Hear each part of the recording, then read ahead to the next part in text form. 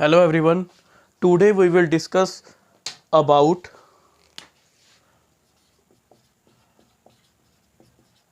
absolute and relative permittivity. First of all, we will discuss about absolute permittivity.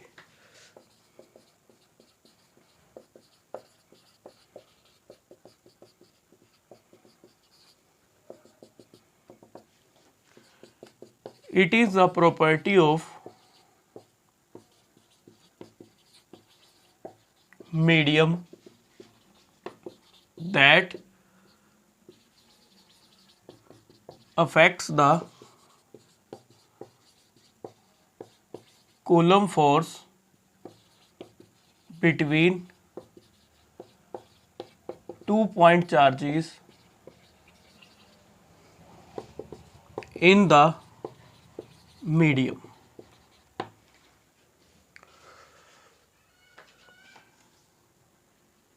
Consider two like point charges Q1 and Q2 separated by distance r.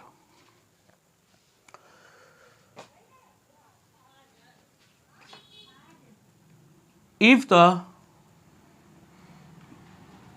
medium between 2 point charges is vacuum, free space, air, so then according to Coulomb's law, F equal to 1 by 4 pi epsilon naught Q1 Q2 by R square. ये किस condition में है? In case of vacuum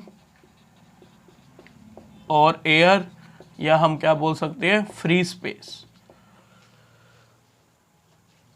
अब ये जो epsilon note था, इसकी मैंने वैल्यू तुम्हें बताई थी, तो 8.85 10 की power -12 coulomb square newton inverse metre -2।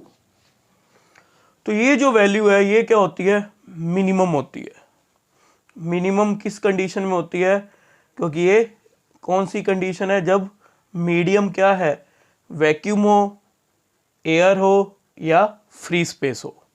तो उस कंडीशन में ये वैल्यू होती है हमारे पास एप्सिलॉन नॉट की। इसको हम क्या कहते हैं? एप्सिलॉन नॉट, ऐसे बोला जाता है इसको, एप्सिलॉन नॉट। लेकिन जब मीडियम कोई अनदर हो मीडियम, तो उस कंडीशन में देखो ये जो फोर्स होगा उस पर क्या पड़ेगा? इफेक्ट पड़ेगा। क्योंकि ये मिनिमम वैल्यू है तो सिंपल सी बात है, फोर्स की वैल्यू क्या होगी? ज़्यादा होगी। फोर्स की वैल्यू क्या होगी? मैक्सिमम होगी in case of vacuum, air और फ्री स्पेस। लेकिन अगर कोई अदर मीडियम है, जैसे वाटर मीडियम हो गया, हमारे पास ग्लास मीडियम हो गया, पेपर हो गया, मेटल हो गया, अगर कोई अनदर मीडियम है भी, इस मीडियम को छोड़ के बाकी जितने भी मीडियम होंगे, तो उस कंडीशन में जो फोर्स की वैल्यू आएगी वो क्या होगी? कम होगी। वो फोर्स की वैल्यू क्या होगी? कम होगी। अगर मैं उसको किससे कंपेयर करता हूं? वैक्यूम वाली फोर्स से, एयर वाली फोर्स या फ्री स्पेस वाली फोर्स से। क्यों कम होगी? उसका रीजन क्या है हमारे पास?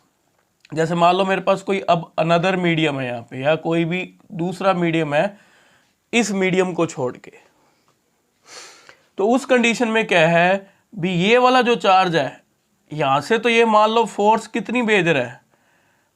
एग्जाम्पल के तौर पे मान लो वो 100 न्यूटन फोर्स कहां दे रहा है? Q2 को। लेकिन जो वहां पहुंच रही है वो वहां सिर्फ पहुंच रही है हमारे पास 40 न्यूटन। मान लो हमने कितना माना भी, कितना पहुंच रही है वहां पे? 40 न्यूटन। तो इसका मीन्स जो कूलम फोर्स थी बिटवीन 2 पॉइंट चार्जेस, उसको क्या कर दिया? अफेक्ट किया। किसने अफेक्ट किया? मीडियम में। जो हमारे पास मीडियम अगर मैंने चेंज कर दिया, तो जो कूलम फोर्स थी वो क्या होगी हमारे पास? कम होगी, डिक्रीज होगी। अगर यहाँ पे वैक्यूम होता, फ्री स्पेस होता, या हमारे पास एयर होता, दो चार्जेस के बीच में जो मीडियम होता, अगर वैक्यूम हो, एयर हो या फ्री स्पेस हो, अगर मैं मानूं वहां से जो ये जो फोर्स जा रही है कितनी जा रही है, एग्जांपल के तौर पे मैंने माना भी 100 न्यूटन फोर्स क्या होगी, अगर यहाँ से Q1 से जा रही है तो Q2 पे 100 ही पहुंच रही है।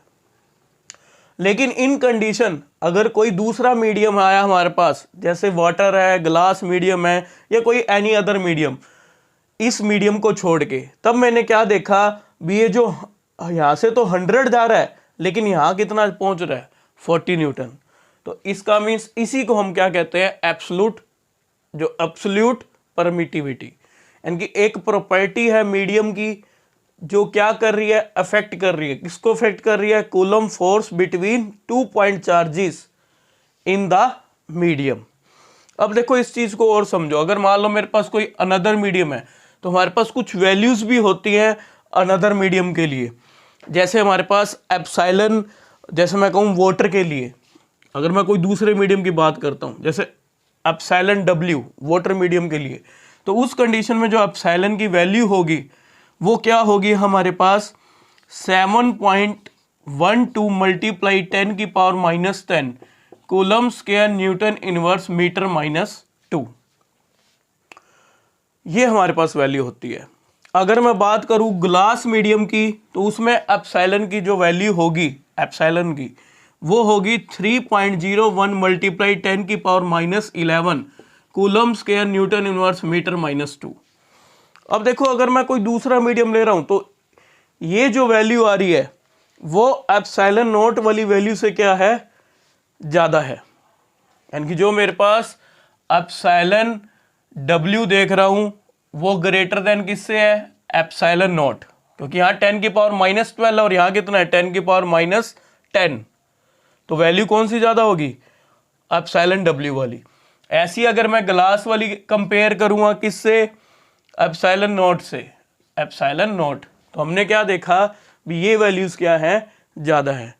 अब यहां हमने यही देखा था अगर ये वैल्यू ज्यादा है हमारे पास, अगर मैं मीडियम, अगर इस मीडियम में लेके चलूं, इन्हीं 2 पॉइंट चार्जेस को सेम डिस्टेंस पे रख रहा हूं, r डिस्टेंस पे सेम चार्जेस हैं, तो मेरे पास जो फोर्स बनेगी अकॉर्डिंग टू कूलम लॉ, इस कंडीशन में तो क्या था, नोट था, नोट का मीन्स यहाँ पे किसकी बात थी, वैक्यूम की, फ्री स्पेस और एयर की।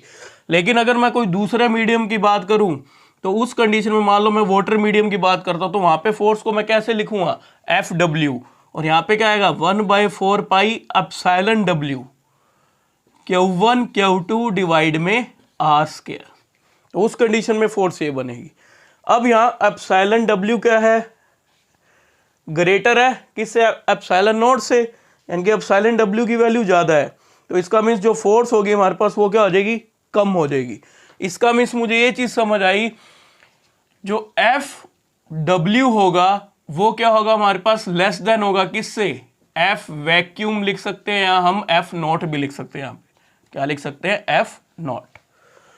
यानी कि जो वैल्यू हमारे पास फ्री स्पेस में फोर्स की वैल्यू किस में थी, फ्री स्पेस, एयर, वैक्यूम की कंडीशन में थी, तो हमने क्या देखा, जब कोई अनदर मीडियम लिया तो उसमें जो वैल्यू होगी वो क्या हो जाएगी, फोर्स की वैल्यू डिक्रीज हो जाएगी, फोर्स की वैल्यू क्या हो जाएगी, डिक्रीज हो जाएगी। तो ये वाली ध्यान रखना, जो वैक्यूम, एयर और फ्री स्पेस की कंडीशन में फोर्स की वैल्यू क्या होती है, मैक्सिमम होती है, फोर्स की वैल्यू क्या होगी, मैक्सिमम। लेकिन अगर कोई मैं दूसरे मीडियम की बात करूंगा तो उसमें फोर्स की वैल्यू क्या आएगी, डिक्रीज आएगी। तो हम इसको एग्जाम्पल के तौर पे भी समझेंगे, भी हमारे पास एक एग्जाम्पल भी होगा। तो ये चीज़ सिर्फ एक बार समझाने के लिए थी भी एब्सोल्यूट परमिटिविटी क्या होती है हमारे पास। नेक्स्ट देखो हमारे पास आ जाएगा रिलेटिव परमिटिविटी।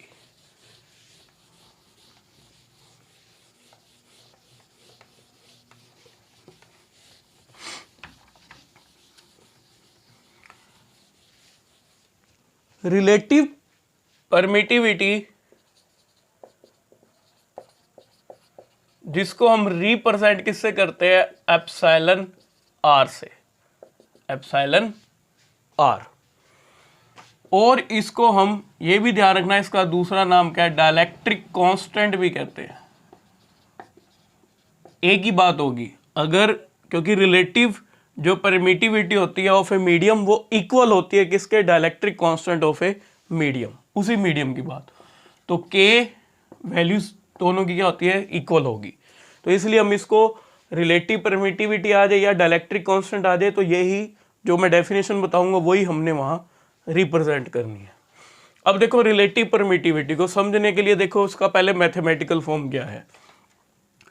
पहली कंडीशन में मैं क्या ले रहा हूँ, वही सेम, मैंने क्या माने, दो चार्ज माने, एक Q1 माना और एक क्या मेरे पास Q2, दो पॉइंट चार्ज हो गए और इनके बीच की जो डिस्टेंस है वो मैंने क्या मानी, R, separated by distance R, placed in vacuum, vacuum में है तो according to coulomb's law, coulomb law के अकॉर्डिंग वैक्यूम की कंडीशन में क्या आ जाएगा, F vacuum equal to 1 divide में 4 pi epsilon naught Q1 Q2 divide में R स्क्वायर। ये कौन सी कंडीशन है, इन वैक्यूम, जब हमने दो चार्जेस को किस में रखा हुआ है, वैक्यूम में, या हम ये भी बोल सकते हैं एयर, या हम क्या बोल सकते हैं, फ्री स्पेस। सबके लिए जो फोर्स की वैल्यू आएगी वो यही सेम आएगी हमारे पास, जितनी भी यहाँ पे हमारे पास फाइंड आउट होगी। अब देखो अगर हमें चार्जेस दिए और डिस्टेंस दिए तो हम फोर्स निकाल सकते हैं, क्योंकि हमें पता है 1/4 पाई एप्सिलॉन नॉट की वैल्यू 9 गुना 10 की पावर 9 होती है। अब अगर मैं यही सेम चार्जेस को, यही मैंने सेम चार्जेस लिए Q1 Q2, डिस्टेंस वही R, लेकिन अब मैंने इसको कहाँ रख दिया, कोई अदर मीडियम में, कहाँ प्लेस कर दिया, कोई अदर मीडियम, कोई दूसरे मीडियम में रख दिया। एग्जाम्पल के तौर पे water, glass, metal, all metals सारी आ जाएंगे हमारे पास, पेपर एसेक्ट्रा, ये हमारे पास कोई अदर मीडियम्स हैं। उसमें मैंने क्या किया, यही दो सेम पॉइंट चार्ज लिए, सेम डिस्टेंस पे रखे और इसको मैंने इन किसी भी मीडियम में प्लेस किया। तो उस कंडीशन में हमारे पास क्या आएगा, अकॉर्डिंग टू कूलम्स लॉ, तो हमारे पास फोर्स की वैल्यू क्या बनेगी, Fm 1/4 pi epsilon m Q1 Q2 divide में R स्क्वायर। ये m इसलिए लिख दिया, अभी कोई भी मीडियम हो सकता है इसमें से, भी वाटर है, ग्लास, कोई भी मीडियम में हम रख रहे हैं, तो m इसलिए लिख दिया, अभी सारी की बात आ जाएगी इसमें। तो Fm क्या आ जाएगा हमारे पास, 1/4 pi epsilon m Q1 Q2 by R square. अब ये चीज़ ध्यान रखना, अगर वाटर मीडियम होगा तो यहाँ पे Fw हो जाएगा, यहाँ पे भी W हो जाएगा। ग्लास मीडियम की बात करता है तो Fg हो जाएगा, एप्सिलॉन g हो जाएगा, ऐसे ये चीज़ चलेगी। अब देखो इसी में ये इक्वेशन में फर्स्ट मान लेता हूँ, ये इक्वेशन में सेकंड मान लेते हैं। अब मैं इन दोनों इक्वेशन को डिवाइड करता हूँ, F वैक्यूम डिवाइड में Fm इक्वल टू क्या आ जाएगा, 1/4 पाई epsilon naught Q1 Q2 divide में R स्क्वायर, नीचे डिवाइड में क्या है हमारे पास Fm क्या है, 1 डिवाइड में 4 pi epsilon m Q1 Q2 divide में R स्क्वायर। अब देखो इसको मैं सॉल्व करता हूं तो हमारे पास देखो क्या आ जाएगा, F वैक्यूम डिवाइड में Fm क्या आ जाएगा हमारे पास, 1 डिवाइड में 4 pi epsilon naught Q1 Q2 divide में R स्क्वायर मल्टीप्लाई, अब ये 1 बाई कुछ चीज़ है तो ये ऊपर जाके क्या हो जाएगी, मल्टीप्लाई हो जाएगी, तो ऊपर क्या आ जाएगा 4 pi epsilon m R square divide में क्या आ जाएगा Q1 Q2, Q1 Q2 से Q1 Q2 क्या हो जाएगा, कैंसिल आउट, R स्क्वायर से R स्क्वायर, 4 पाई से 4 पाई, तब हमारे पास क्या रह जाएगा, F वैक्यूम डिवाइड में Fm equal to epsilon m divide में एप्सिलॉन नॉट इक्वल टू, इसी को हम क्या कहेंगे, एप्सिलॉन R से रिप्रेजेंट करेंगे, हम क्या कहेंगे, K से रिप्रेजेंट करेंगे। तो इसी से मैं क्या बनाऊंगा, डेफिनेशन बनाऊंगा। इसकी डेफिनेशन बनेगी रिलेटिव परमिटिविटी या डाइलेक्ट्रिक कांस्टेंट। तो देखो क्या डेफिनेशन लिखेंगे,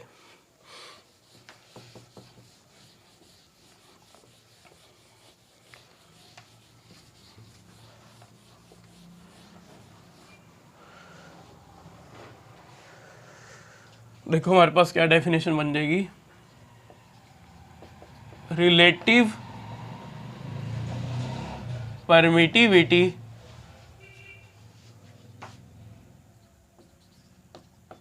of a medium is defined as the ratio of, किसका रेशियो आ रहा है हमारे पास, electrostatic force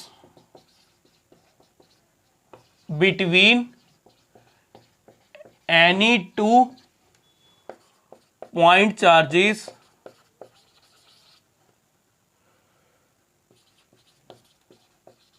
separated by a certain distance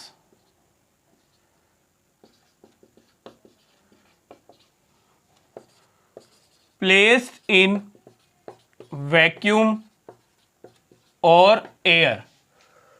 देखो हमारे पास क्या बना है, एक रेशियो बन रहा है। रेशियो किसका बन रहा है, electrostatic force between 2 point charges, जो हमने यहां कंडीशन पढ़ी थी, separated by a certain distance, वो हम क्या लेके चल रहे थे, R, placed in vacuum, air या फ्री स्पेस, तो वो एफ वैक्यूम हो गया, to the electrostatic force between the same 2 point charges separated by the same distance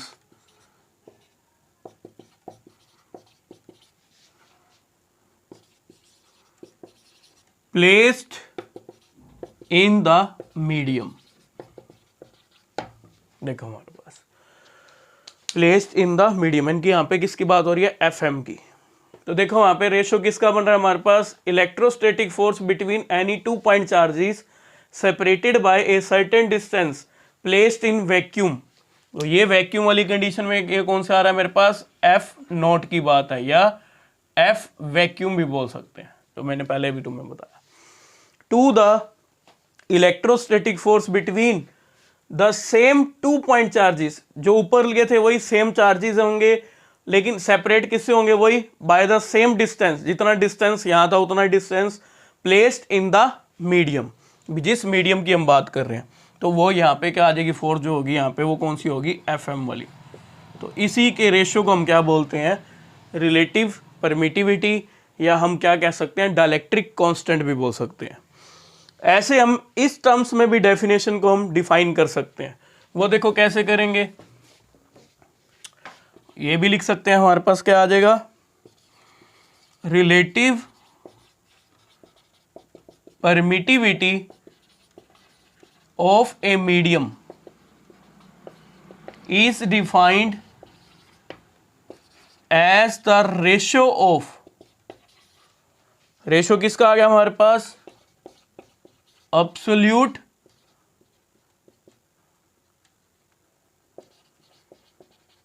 permittivity of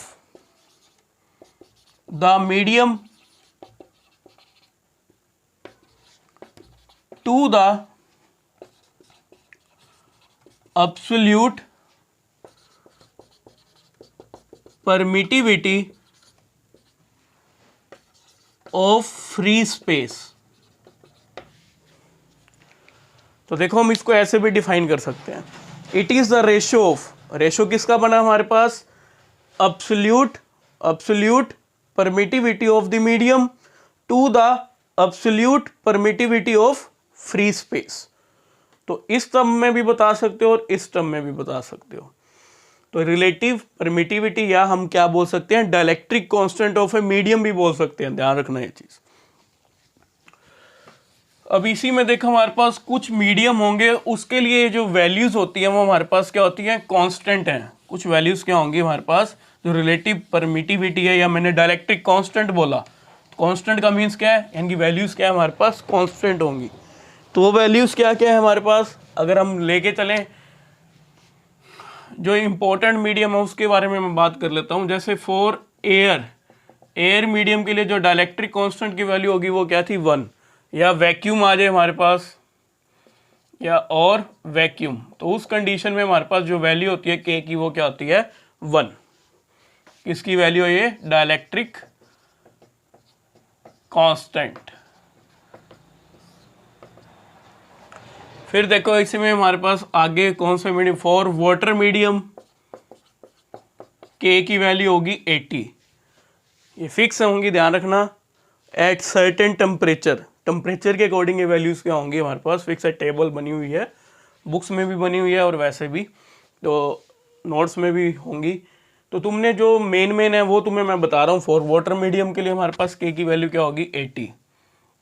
ऐसी अगर हम बात करें फॉर पेपर मीडियम की बात होगी तो उसमें के की वैल्यू है 3.7 होती है, कांस्टेंट वैल्यू। फॉर पेपर हो गया, या फॉर रबड़ वाले मीडियम की बात करें तो के क्या होगा हमारे पास 6.7। ये हमारे पास कुछ वैल्यूज़ हैं। ऐसी अगर मैं फॉर मेटल्स की बात करूं, फॉर ऑल मेटल्स, कोई भी मेटल के कंडक्टर्स की बात होगी तो उस कंडीशन में जो के की वैल्यू होगी वो होगी इन्फिनिटी। क्या होती है हमारे पास, इन्फिनिटी। तो ये हमारे पास जो मेन है इसमें, ये हमारे पास है एक तो एयर और वैक्यूम, वाटर और फॉर ऑल मेटल्स। तो वहाँ पे के की वैल्यू क्या होती है, इन्फिनिटी। फिर हमारे पास देखो अब नेक्स्ट इसी में चलते हैं। अब इसको तुम्हें एक न्यूमेरिकल से समझाता हूँ। मैं कैसे कह रहा था अभी, फोर्स क्या हो रही है, डिक्रीज होगी। देखो न्यूमेरिकल्स क्या बनेगा हमारे पास,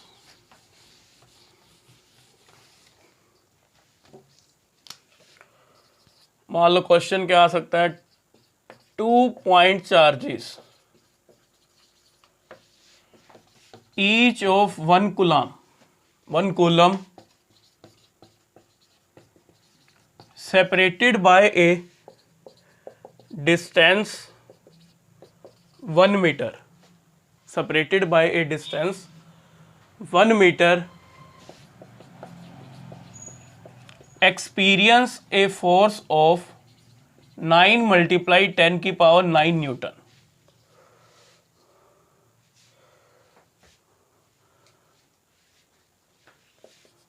How much force is experienced by them if they are immersed in water, if they are immersed in water,